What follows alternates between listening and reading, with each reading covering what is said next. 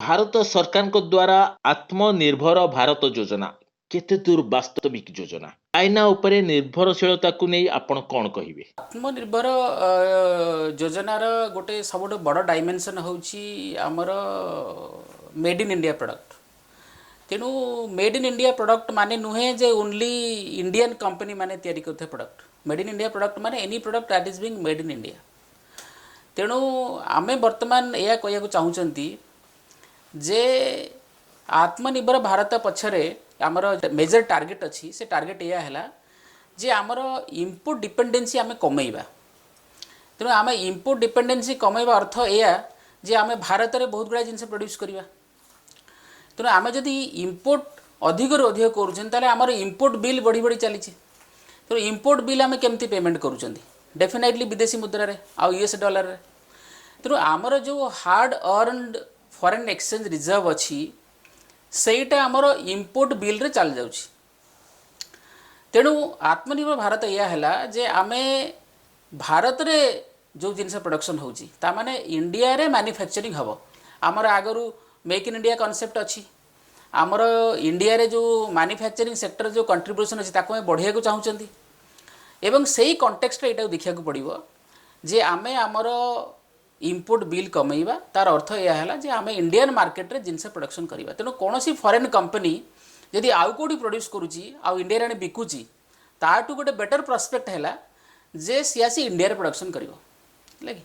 तेणु डेफिनेटली यहाँ केवल चाइना स्पेसिफिक नुहे आत्मनिर्भर भारत होची इंडिया स्पेसिफिक। आम या इंडिया चाइना आज डेट रे जो एलएसी टसल होची स्टैंड अप होची ताकू नहीं कि आम एटा देखिबा नाही। आमर जो एक्सेसिव डिपेंडेंसी अन्य कंट्री पर अच्छी पर्टिकुलरली चाइना पर आप देखु फार्मास्यूटिकल प्रोडक्ट्स तार बहुत रॉ मटेरियल 60-70% रॉ मटेरियल जोटा कि चाइना रू आसूची। आपड़ देखु मोबाइल मार्केट इंडिया रा जो मोबाइल मार्केट अच्छी सेलफोन मार्केट अच्छी तार 70% प्लस शेयर जोटा चाइनीज कंपनी मैंने कैप्चर कर रखिंट। तेणु डेफिनेटली से जो चाइनीज कंपनी मैंने ये मोबाइल बिकुचंती से definitely most of that made in India नुहे चाइना रे तैयारी होगी इंडिया को आसूची। तेणु आत्मनिर्भर भारत सक्सेस हो पार जितेबले आमे प्रथम कथा है जे से भाया इंफ्रास्ट्रक्चर से भाया लॉजिस्टिक्स से भाया एंटरप्रेन्योरियल एनवायरनमेंट एवं ताकू सपोर्ट करने बैंक लोन स्कीम्स जो फाइनेंस जोटा दरकार ताकू आमे सफिशिएंट मेजर रे आमे प्रोवाइड करि परिबा। I am sure definitely government Atmanirbhar Bharat योजना तैयारी कला परे डेफिनेटली सही डायरेक्शन रे पॉलिसी मेजर नौची एवं आगु मध्य नब। तेणु आमे वर्तमान कहि परिबा नाही जे आमर जो सप्लाई चेन अच्छी इंपोर्ट सप्लाई चेन जे कंप्लीटली आमे कट ऑफ कर दी परिबा। बहुत गुड़ा सप्लाई चेन अच्छी बा बहुत गुड़ा इनपुट अच्छी जो बिना आमे वर्तमान चली परिबा नाही।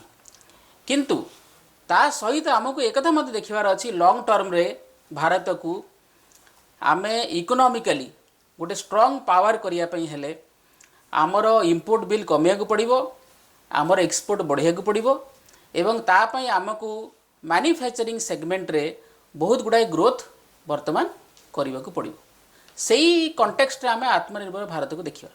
सांप्रतिक घटना को नहीं भारतर विदेश नीति रे की परिवर्तन लक्ष्य करूछंती? प्रथम कथा है जे आपणकर डोमेस्टिक पॉलिसी केमती आपण लेड आउट करूछंती ताकू नहीं कि आपणकर विदेश नीति को जज करा जाए। देखंतु 2014 मसीहा परे बीजेपी गवर्नमेंट बा एनडीए गवर्नमेंट आसिला परे आमर डोमेस्टिक पॉलिसी रे भी गुड़ाई चेंजेस होती। आपड़ देखु आम आर्टिकल 370 जम्मू काश्मीर हटेले जोटा कि बहुत दिन धरी आम धरी आसुले जे जम्मू काश्मीर जो इंडिया इंटेग्रेशन होती आज ए स्टेट से सफिशिएंटली बा ठीक भाव में हो पारि ना 100% हो पारि ना मानसिक लेवल रे साइकोलॉजिकल लेवल रे आम 35A हटेले आम आहरी टफ मेजर डोमेस्टिक पॉलिसी नहीं जोड़ा कि आम फॉरेन पॉलिसी भी रिफ्लेक्ट करी। फॉर एग्जांपल टेररिज्म एगेंस्ट आम टफ एक्शन नहीं operation all out Jammu Kashmir करी आमे जो टेररिस्ट जम्मू काश्मीर अच्छा विरुद्ध रे गोटे बहुत स्ट्रॉन्ग कम्बाट एक्शन नौ प्रति वर्ष आप देखो शह संख्यार टेररिस्ट मरुंच। तेणु आमर आउ सफ्ट अप्रोच ना इवन आमर जो माओइस्ट प्रॉब्लम डोमेस्टिक पॉलिटिक्स रे थिला ताको भी आम ऑलमोस्ट सॉर्ट आउट कर सारे आगु जो माओवाइस्ट रिलेटेड भायोलेंस होता ता एबे प्राय देखा मिलूनी। आप देखो इंडिया रे केवल जम्मू काश्मीर को छाड़देला आउ इंडिया रे प्राय लास्ट 5 वर्ष धरी 6 वर्ष धरी कौन जगह सेमती किसी बम ब्लास्ट बा टेररिस्ट अटैक है ना।